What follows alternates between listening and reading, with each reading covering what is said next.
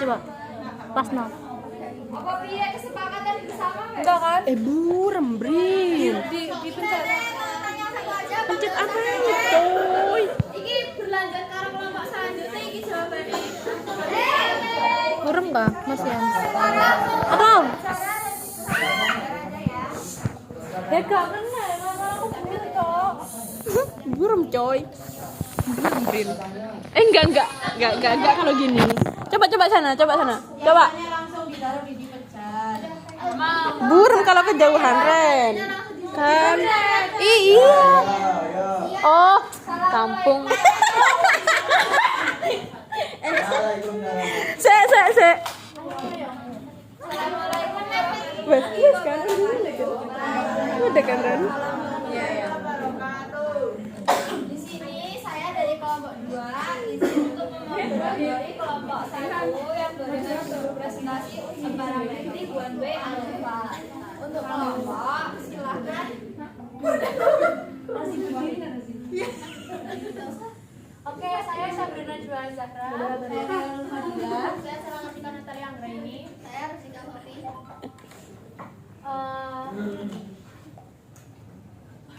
Yang pertama itu kita akan mengetahui dulu konsep dasar dari ANOVA itu sendiri. Analisis varian atau yang disebut sebagai ANOVA adalah sebuah metode statistik inferensial untuk menguji apakah terdapat perbedaan yang signifikan rata-rata antara 3 kelompok atau lebih. Di mana ANOVA ini bekerja dengan membandingkan varian antar kelompok dan dalam kelompok. Apabila varian antar kelompok ini lebih besar, maka ada perbedaan yang nyata. Dan kemudian hasil perbandingan antara keduanya ini digunakan untuk menguji hipotesis nol bahwa semua rata-rata kelompok adalah sama. Next.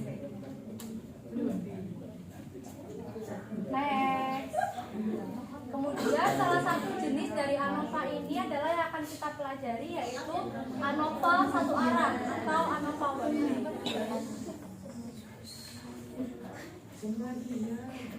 Kenapa disebut sebagai ANOVA satu arah? Disebut sebagai ANOVA satu arah atau one way ini dikarenakan variabel penelitiannya hanya memiliki satu variabel G atau yang disebut dengan dependent variable.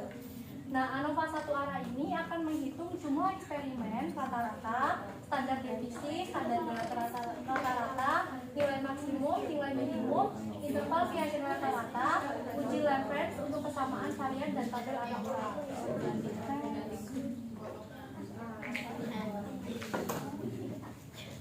Lalu ada manfaat dan penerapan dari one way ANOVA ini. Nah, one way ANOVA ini memiliki banyak manfaat dalam penelitian. Salah satunya itu yang pertama adalah mengidentifikasi perbedaan antar kelompok. Nah, uji ini memungkinkan peneliti untuk mengetahui apakah perbedaannya itu terlihat antar kelompok benar-benar signifikan atau hanya terjadi secara kebetulan. Lalu juga menghemat waktu analisis. Dibandingkan dengan uji t-test yang harus dilakukan berulang kali untuk tahu keakuratannya, one way ANOVA ini hanya membutuhkan satu uji untuk membandingkan 3 kelompok atau lebih. Lalu yang ketiga ada meningkatkan ketelitian hasil penelitian.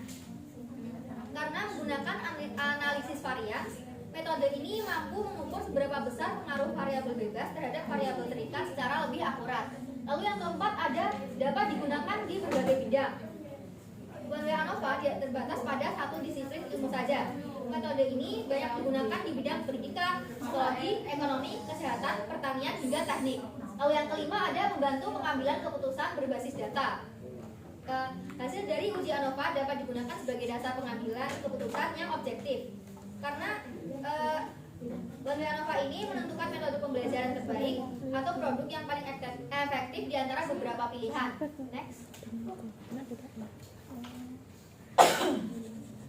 Lalu ada kelebihan dan kekurangan one way ANOVA. Kelebihannya yang pertama ada efisien dalam membandingkan banyak kelompok. Nah, dengan satu kali pengujian, peneliti dapat membandingkan lebih dari 2 kelompok. Lalu yang kedua ada mengurangi resiko kesalahan tipe 1. Jika peneliti menggunakan banyak t-test, peluang kesalahan meningkat. Nah, uji one way ANOVA ini menghindari kesalahan tersebut. Lalu yang ketiga ada dapat digunakan untuk berbagai desain penelitian, mulai dari eksperimen sederhana hingga eksperimen yang lebih kompleks. Lalu yang keempat ada memberikan analisis yang objektif dan kuantitatif. Hasilnya berdasarkan perhitungan statistik yang terukur, bukan hanya dari opini atau perkiraan. Lalu yang kelima ada dapat dikembangkan menjadi analisis yang lebih lanjut. Misalnya two-way ANOVA atau MANOVA jika ingin menganalisis lebih dari satu faktor. Lalu ada kekurangan one-way ANOVA. Yang pertama, tidak menunjukkan kelompok mana yang berbeda. ANOVA hanya memberitahu bahwa ada perbedaan, tapi tidak menyebutkan kelompok mana yang berbeda secara signifikan. Untuk itu perlu dilakukan uji lanjutan seperti post hoc test. Lalu yang kedua, memerlukan asumsi yang ketat. Jika data tidak berdistribusi normal atau tidak homogen, hasilnya itu bisa saja bias. Lalu yang ketiga ada kurang cocok untuk data kualitatif.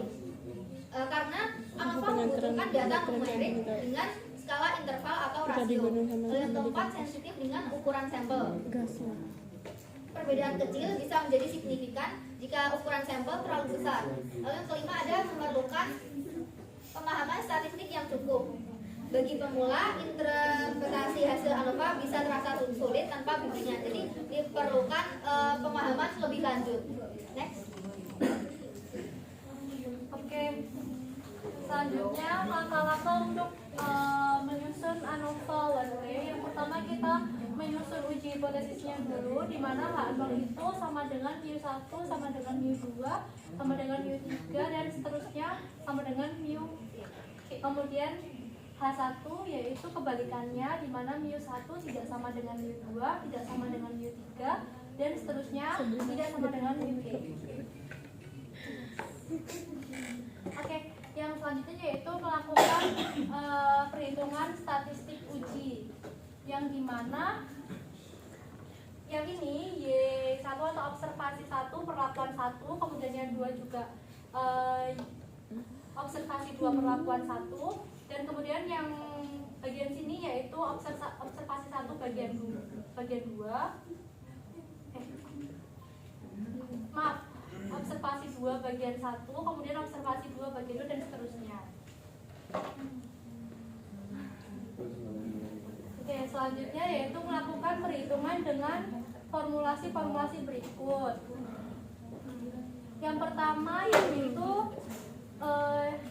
di mana nilai rata-rata setiap kelompok itu atau disebut dengan Y bar I. Kemudian nilai rata-rata total yaitu Y bar. Kemudian jumlah data setiap kelompok yaitu NI dan total keseluruhannya adalah N. Kemudian kita substitusikan saja untuk mencari SS totalnya, yaitu dengan memasukkan semua nilai YIJ atau nilai observasi per individunya, kemudian kita jumlahkan kuadratnya, kemudian kita kurangi dengan hasil kuadratnya, hasil kuadrat total seluruh data dan juga dibagi dengan jumlah datanya. Kemudian kita cari sum of squares atau perlakuannya, SS perlakuannya yang ini, yaitu dengan memasukkan total skor setiap kelompok atau YI-nya, kemudian kita jumlahkan datanya atau NI-nya, kemudian kita kurangi dengan Y kuadrat per N. Biar bisa lihat. Ketika udah ketemu semuanya, kita substitusikan ke SS error-nya, yaitu SS totalnya ini hasilnya dikurangi dengan SS perlakuan. Kemudian hasilnya MS perlakuan ini sama dengan SS perlakuan yang tadi, hasilnya dikurangi A-1. Kemudian untuk mencari MS error yaitu SS error, hasil dari ini per N-A. Nah, kemudian setelah dapat semuanya, kita susun tabel ANOVA satu arahnya seperti ini. Nah, selanjutnya untuk keputusan untuk menerima atau menolak H0 itu dilakukan dengan membandingkan nilai statistik uji, di mana F hitung per F0 dengan nilai F tabel untuk membuat keputusan menggunakan dasar. Yang pertama, jika nilai F hitung itu kurang dari sama dengan tabel, maka hipotesis H0-nya itu akan diterima, yang berarti bahwa tidak terdapat perbedaan nilai rata-rata antar kategori atau level faktor. Yang kedua, jika nilai F hitung lebih dari F tabel, maka hipotesis H0-nya itu akan ditolak, yang berarti paling sedikit terdapat perbedaan dua nilai rata-rata antar kategori atau level faktor. Yang ketiga, jika nilai sig atau p-value-nya lebih dari 0,05 atau taraf signifikansinya, maka hipotesis H0-nya itu akan diterima, yang berarti bahwa tidak terdapat perbedaan nilai rata-rata antar kategori atau level faktor. Dan yang terakhir yaitu jika nilai sig atau p-value-nya itu lebih dari kurang dari 0,05 atau taraf signifikansinya, maka hipotesis H0 itu akan ditolak, yang berarti paling sedikit terdapat perbedaan dua nilai rata-rata antar kategori atau level faktor.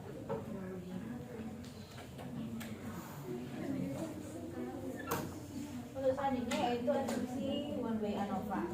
Ada 3 asumsi utama. Yang pertama ada independensi data. Setiap data atau observasi bersifat independen atau tidak saling mempengaruhi. Contohnya itu nilai siswa dari 3 kelas berbeda diambil secara terpisah. Asumsi ini penting agar hasil perbandingan benar-benar menggambarkan perbedaan antar kelompok, bukan karena adanya hubungan antar data. Kemudian yang kedua, kenormalan distribusi. Data tiap kelompok berdistribusi normal atau berbentuk lonceng. Nanti bentuknya ada di slide selanjutnya. Terus untuk ujian kenormalitasannya bisa menggunakan Sokolov atau Kolmogorov-Smirnov. Itu P besar dari 0,05. Kemudian yang ketiga ada homogenitas varian. Varian antar kelompok harus sama atau homogen. Uji normal ya, ujiannya itu bisa dari uji Leven atau Bartlett. P lebih besar dari 0,05. Jika salah satu asumsi tidak terpenuhi, kita bisa melakukan transformasi data atau menggunakan uji non-parametrik Kruskal-Wallis. Untuk selanjutnya, ini salah satu bentuk distribusi normal yang dimaksud loncengnya itu seperti ini.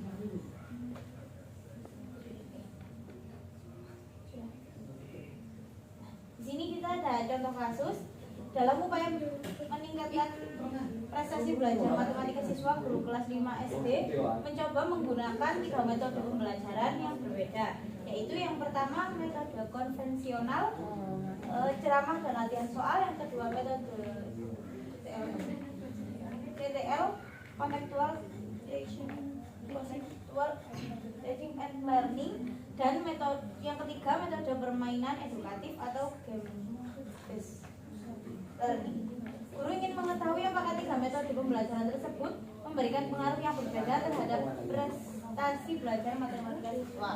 Sebanyak 90 siswa kelas 5 dari 3 sekolah dasar dipilih sebagai sampel penelitian dengan pembagian sebagai berikut. Kelompok 1 konvensional 30 siswa, kelompok 2 CTL 30 siswa, kelompok 3 permainan 30 siswa. Setelah pembelajaran selama 4 minggu, seluruh siswa diberikan tes akhir matematika dengan skor antara 0 sampai 100. Nah, ini data mentah dari kasus yang tadi sudah saya berikan. Untuk selanjutnya kita langsung ke analisis ke SPSS.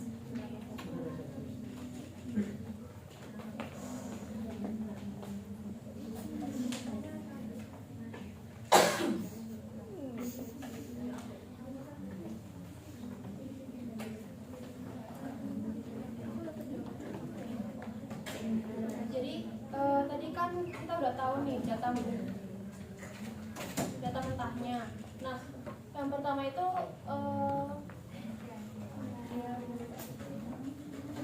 kita copy dulu yang data yang di input data SPSS ini.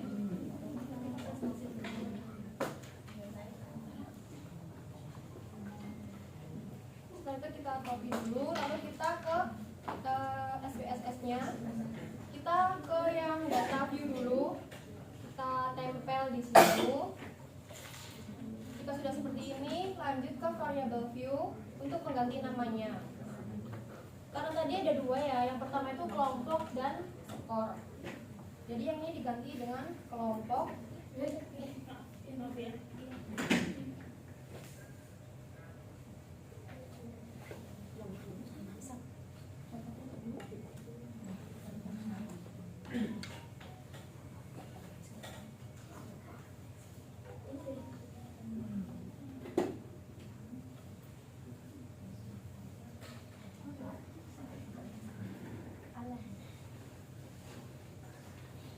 Nah, yang bagian kedua ini diganti dengan skor. Nah, yang desimal yang bagian kelompok jadikan 0. Lalu yang value kan tadi ada 3 kelompok. Jadi dibuat 3, yang value di angka 1 dulu, yang label jadi kelompok 1.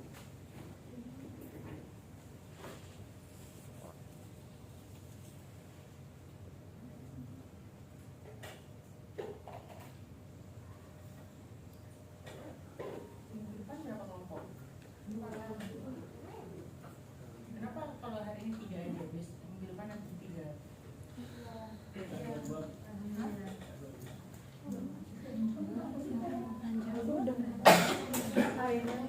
Hari ini 4 Bu. Dibagi 3. Maksudnya hari ini 3 aja, minggu depan 3. Jika sudah seperti ini kita klik OK, lalu kita kembali ke data view. Kita lakukan uji normalitas ya. Caranya kita klik analyze, terus pilih yang deskripsi statistik, lalu pilih yang bagian explore. Untuk varian kelompok ini kita taruh di bagian factor list, sedangkan yang skor ini ditaruh di bagian dependent list. Setelah itu kita klik bagian plot. Nah, checklist yang bagian normality plots with plot, normality plots with test. Kita klik continue dan OK.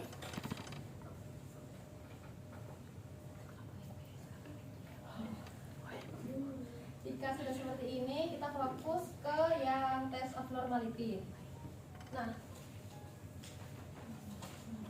sebelumnya kita harus tahu kriteria pengujian uji normality. Jika nilai signifikansi atau p-value ini lebih kecil daripada 0,05, artinya data tidak berkontribusi secara normal. Sedangkan jika nilai signifikansi atau p-value lebih besar daripada 0,05, maka data berkontribusi secara normal. Nah, kita lihat yang bagian kelompok 1 ini nilai signifikansinya adalah 0,847, kelompok 2 0,615, yang kelompok 3 adalah 0,761. Artinya ini lebih dari 0,05, maka datanya berkontribusi secara normal. Setelah itu kita lakukan uji homogenitas. Caranya klik analyze, terus bagian compare mean, lalu bagian yang one way ANOVA, lalu yang kelompok bagian taruh di kolom faktor, sedangkan yang skor taruh di kolom dependent list. Setelah seperti ini, kita klik yang bagian option, terus klik checklist yang bagian homogeneity of variant test. Setelah seperti itu kita klik bagian continue dan OK. Setelah seperti ini kan muncul bagian one way dan ANOVA.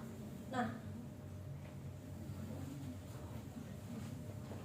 kriteria pengujian uji homogenitas itu nilai signifikansi atau p-value based on mean lebih kecil daripada 0,05, maka varian datif tidak homogen atau uji homogenitas tidak terpenuhi. Tapi jika nilai signifikansi atau p-value ini lebih based on mean lebih besar daripada 0,05, maka varian data homogen atau uji normalitas terpenuhi. Kita lihat yang bagian one way ini nilainya adalah 0,043, artinya kurang dari 0,05, artinya tidak homogen atau uji homogenitas tidak terpenuhi. Lalu yang bagian ANOVA, untuk kriteria pengujian uji ANOVA ini nilai signifikansi atau p-value ini lebih kecil daripada 0,05, berkesimpulan ada perbedaan secara signifikansi. Sedangkan jika nilai signifikansi atau p-value ini lebih besar daripada 0,05, maka tidak ada perbedaan secara signifikansi. Kita lihat ya, Untuk yang ANOVA ini nilainya adalah 0,000, artinya lebih kecil daripada 0,05, artinya ada perbedaan secara signifikansi. Setelah seperti ini, kita lakukan uji lanjut atau post hoc. Caranya, klik analyze, terus pilih yang bagian compare means, lalu klik yang bagian ANOVA, lalu klik bagian yang post hoc. Karena tadi datanya tidak homogen atau tidak terpenuhi, kita pilih yang not ini ya, bagian James Howell. Tapi jika nanti datanya homogen, bisa pilih yang bagian Bonferroni. Setelah seperti ini, kita klik bagian continue dan oke. Setelah seperti ini, untuk kriteria uji lanjut one way ANOVA diketahui jika nilai signifikansi atau p-value lebih kecil daripada 0,05, artinya ada perbedaan secara nyata. Namun jika nilai signifikansi atau p-value lebih besar daripada 0,05, artinya tidak ada perbedaan secara nyata. Kita lihat antara kelompok 1 dan kelompok 2, nilai signifikansi adalah 0,000, artinya lebih kecil daripada 0,05, artinya ada perbedaan secara nyata. Lalu antara kelompok 1 dan kelompok 3, nilai signifikansinya juga 0,000, artinya ada perbedaan secara nyata. Dan yang terakhir, langsung lanjut ke kelompok 2 dan kelompok 3. Nilai signifikansinya juga 0,000, artinya ada perbedaan secara nyata. Untuk lebih lanjutnya nanti saya kirimkan untuk link YouTube-nya supaya bisa dipelajari. Apakah ada yang ditanyakan untuk analisis SPSS nya? Jika tidak ada, ya lanjut.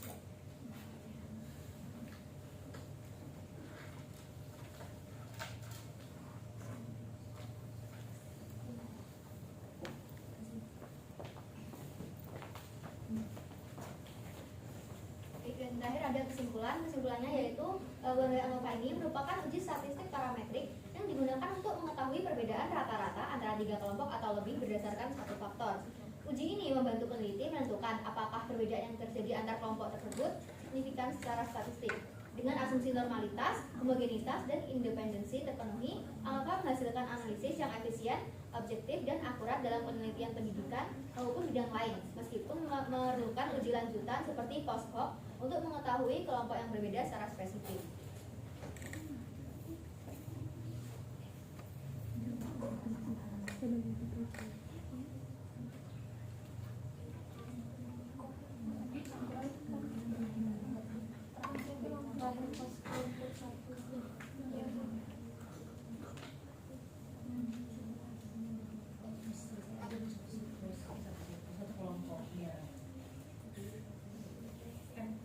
Ini one way kayaknya, analis one way ANOVA ya? Iya. Selesaikan aja dulu, mari berdiskusi sekitar. Ini kan cuma 3 kelompok ya hari ini. 4 yang beda. Jadi 4 deh kalau 4. Nanti minggu depan kan cuma 2, ya kan? Jadi minggu depan tambah lagi 3 minggu depan. Ya, silakan. Apa yang mau ditanyakan terkait dengan one way ANOVA? Analisis sebenarnya. Baik, itu tadi presentasi dari kelompok 1. Sekarang saya akan membuka sesi tanya jawab. Untuk yang ingin ditanya silahkan angkat tangan dan disebutkan nama dan di kelompok kelompoknya.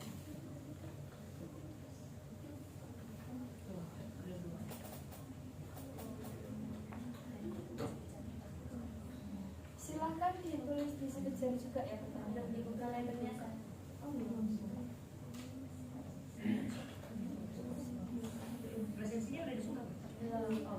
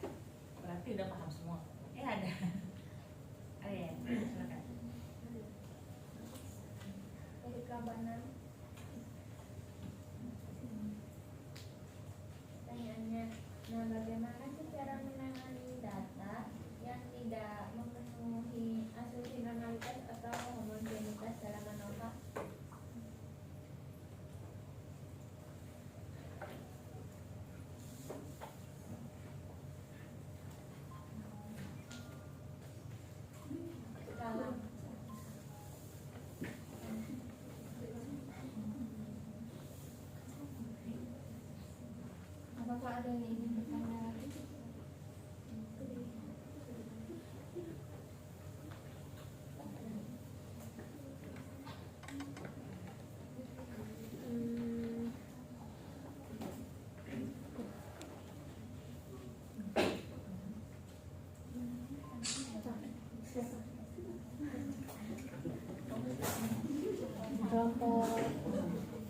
Kelompok 5.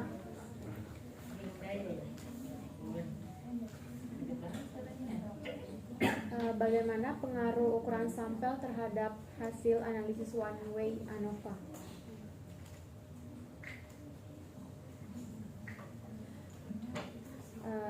Serta mengapa terhadap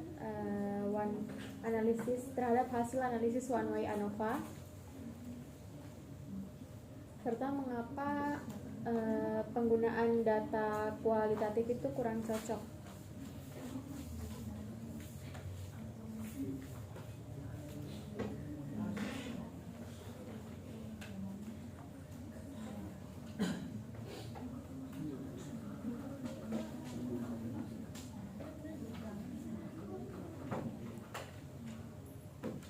Apakah ada yang ingin bertanya lagi? Satu pertanyaan terakhir, kalau tidak ada.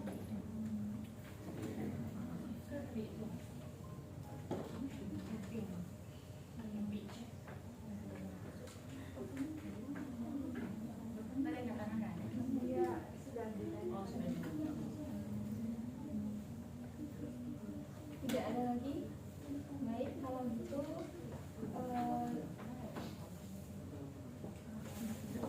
untuk kelompok silakan diskusikan dulu. Terus Setelah gimana? itu silakan dijawab.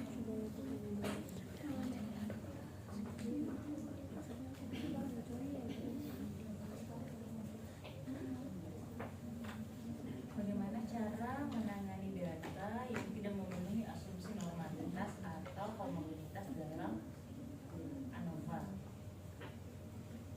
Bagaimana pengaruh ukuran sampel terhadap hasil analisis ANOVA? Mengapa penggunaan data kualitatif itu?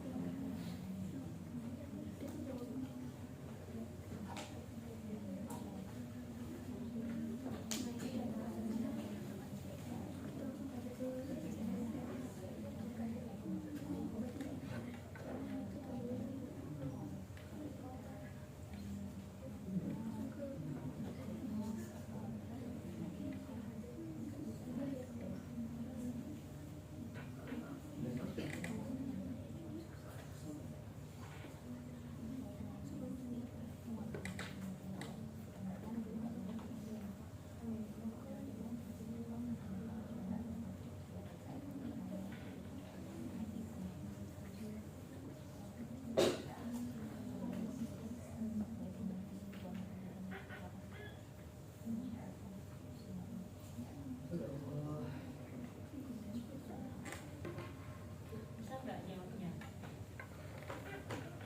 Kata bisa? Bisa nggak jawab? Silakan. Ada yang bisa jawab? Yang lain?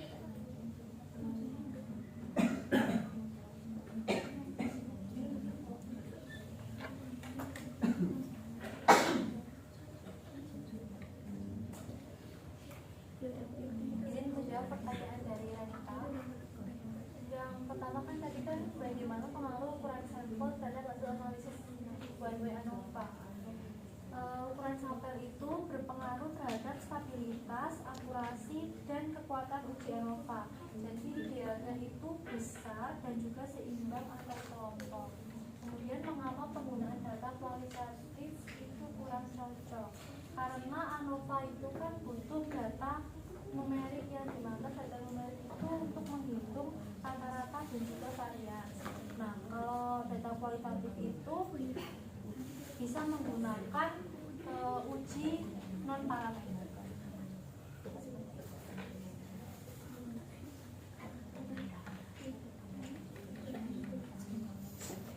Ya. Ya. Cukup, terima kasih. Ya. ingin menjawab pertanyaan dari Mas Sofi. Pertanyaannya bagaimana cara menangani data yang tidak terpenuhi asumsi normalitas atau homogenitas dalam ANOVA? Caranya yang pertama itu, jika datanya tidak normal, kita bisa lakukan transformasi data seperti log, akar atau logaritma, akar atau z-score. Tapi jika tetap tidak normal, bisa menggunakan uji non parametrik kruskal atau balis. Lalu yang kedua, jika varian tidak homogen, bisa gunakan Wells ANOVA tapi tidak perlu asumsi homogenitas atau lakukan transformasi data. Yang ketiga, jika kedua asumsi tidak terpenuhi, bisa gunakan kruskal balis test sebagai alternatif ANOVA. Apakah ada yang perlu ditambahkan atau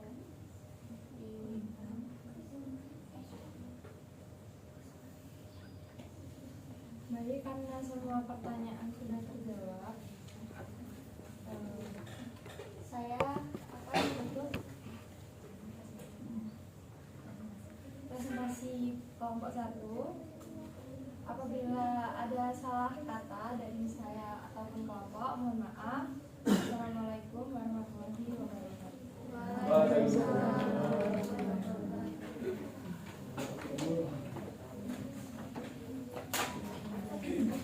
Apa sih tadi itu one way ANOVA, analisa one way ANOVA? Yang parametriknya. Bisa nggak one way ANOVA itu